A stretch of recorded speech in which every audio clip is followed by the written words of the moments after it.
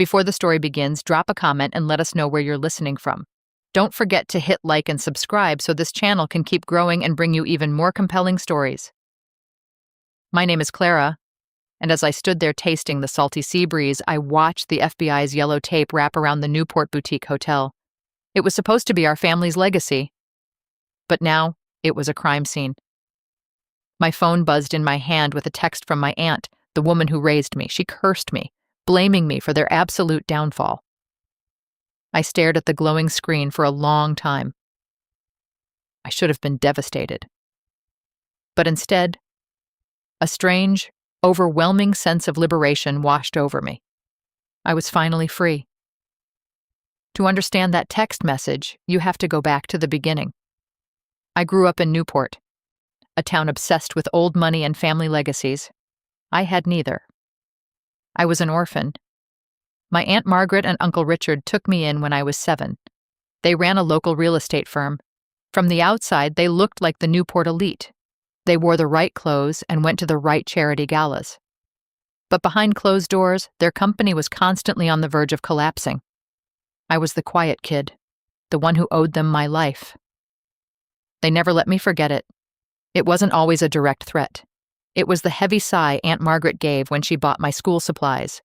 It was the tight smile Uncle Richard wore when he introduced me to his friends as his little rescue project.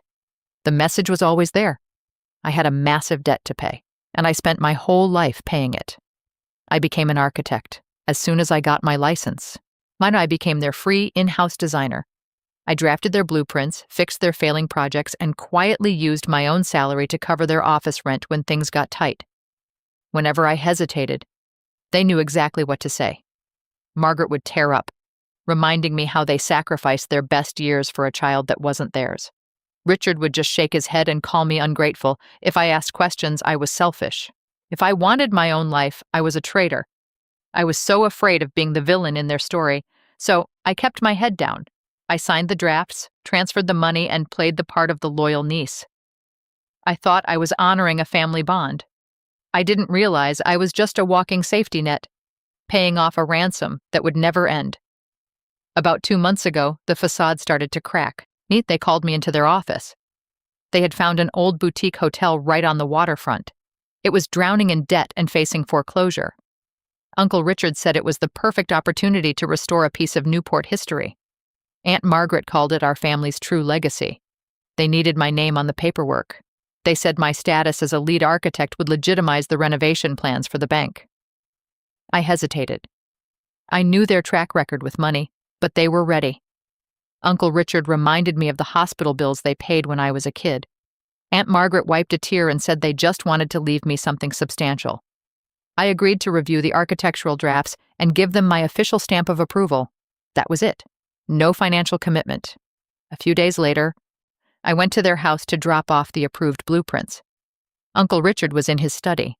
The door was usually open, but this time he had locked it. When he finally opened the door, he looked flustered. I noticed a stack of bank documents on his desk. As I stepped in, he quickly shoved the papers into a heavy oak cigar box he kept on a side table. He closed the lid with a sharp snap. I asked him what the documents were. He forced a laugh and said it was just boring tax stuff. He told me I was overthinking things like always. But I couldn't shake the feeling. Something was very wrong. The legacy they were building felt less like a monument and more like a trap. I didn't wait for them to explain. I called Sarah.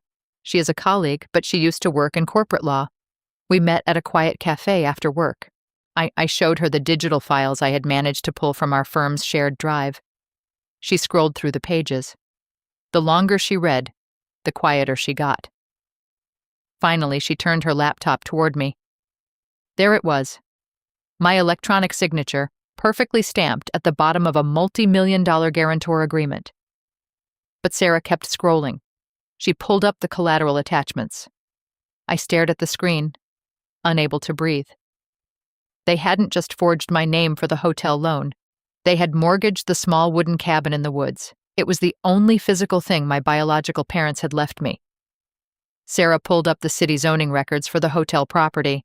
It wasn't a restoration project. The building was already scheduled for demolition. It was a ghost project. She looked at me and laid out the facts. I turn 30 next month. That is the exact date I gain full, unmonitored control of my orphan trust fund, a fund they had been quietly draining for a decade.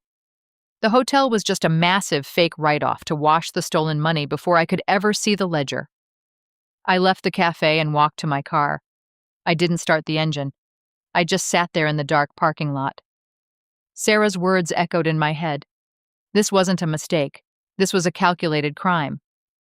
But the little orphan inside me, the child who just wanted to be loved, was still fighting to justify it. Maybe they were just desperate. Maybe they were going to fix it later.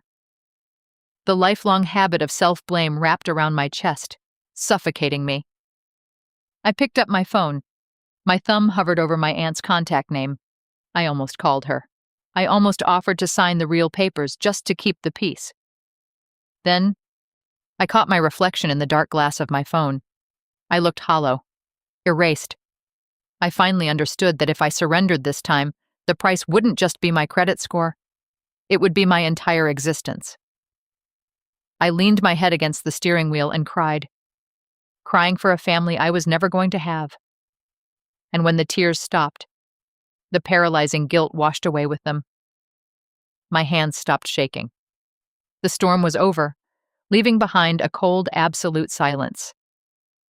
I didn't drive to their house to scream. I needed one last piece of proof. I logged into the cloud account linked to Uncle Richard's Dashcam. I scrolled to the morning they finalized the hotel paperwork. I hit play. The audio was crystal clear. Aunt Margaret was complaining about the bank's strict rules. Then Uncle Richard laughed.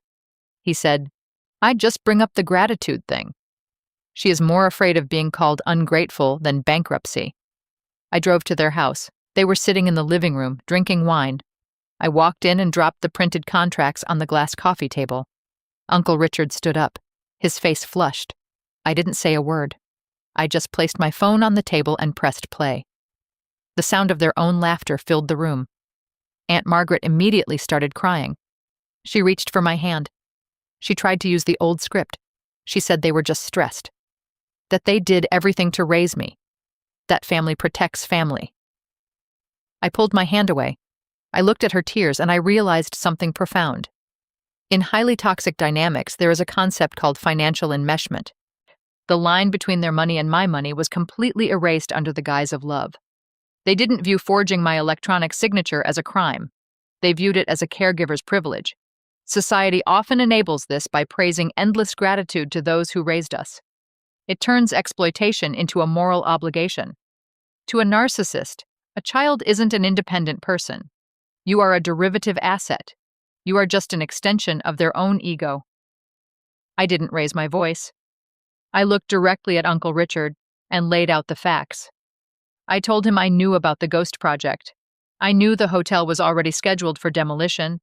I knew they were using my name to secure a massive loan just to replace the money they had systematically drained from my orphan trust fund over the last decade. Yes, I knew they were trying to wash the stolen cash before I turned 30 next month. Uncle Richard went completely pale. The wine glass shook in his hand. Aunt Margaret stopped crying. The room went dead silent. I watched them stare at me in complete silence. The illusion was finally broken. I realized I had never been their niece. I was just their emergency fund, a resource to be used and discarded. I didn't wait for them to invent another lie. I told them my lawyer had already forwarded the Dashcam audio, the forged digital signatures, and the trust fund ledgers to the FBI's Financial Crimes Division. The bank had also been notified. The hotel contract was dead, and all their accounts were completely frozen. Uncle Richard opened his mouth to speak, but I held up my hand. I told them I didn't want an apology. I didn't want a negotiation. And I definitely didn't want to hear another word about how much they had sacrificed to raise me. I looked at them both and said, "I have paid my debt of gratitude with 10 years of blindness. You can pay the rest with your freedom." I turned around and walked out the front door. The cold coastal wind hit my face. I got into my car and gripped the steering wheel. People always talk about the agonizing grief of losing a loved one, but no one teaches you how to mourn people who are still standing right in front of you. People who simply never loved you the way you thought they did. I wasn't crying for my aunt and uncle. The family I spent my whole life trying to repay never actually existed. I was holding a quiet funeral for a phantom. A naive, desperate part of me died inside that house. But as I turned the ignition, then I realized I had absolutely nothing left to fear. The worst was over, and I was finally in control. 2 weeks later, Sarah sent me a link to the local morning news. There was no screaming, no dramatic argument, just the silent flashing of red and blue lights outside their Newport office. I watched Uncle Richard walk out in handcuffs, his shoulders completely slumped. Aunt Margaret followed, trying to hide her face behind a designer handbag. The elite legacy they sacrificed me to build was over. People asked me why I didn't yell at them, why I didn't demand a tearful apology. In behavioral psychology, manipulative people survive on your emotional reactions. Your anger, your tears, your screaming, it is all just supply to them. It gives them fuel to play the victim. But when you apply the gray rock method, when you drain every drop of emotion, refuse to argue, and use the law as an absolute boundary, you starve them. A narcissist's greatest fear isn't your hatred. It is your cold, legal indifference. I took away their weapon, and they destroyed themselves. I didn't stay in Newport for the trial. I packed my car and drove out of state. I bought a small apartment with a sunny balcony, and I started my own architecture firm. The toxic cycle is finally broken. I learned that the most devastating revenge isn't a loud, explosive confrontation. Sometimes it is simply setting a hard boundary, walking away, and letting the truth speak for itself.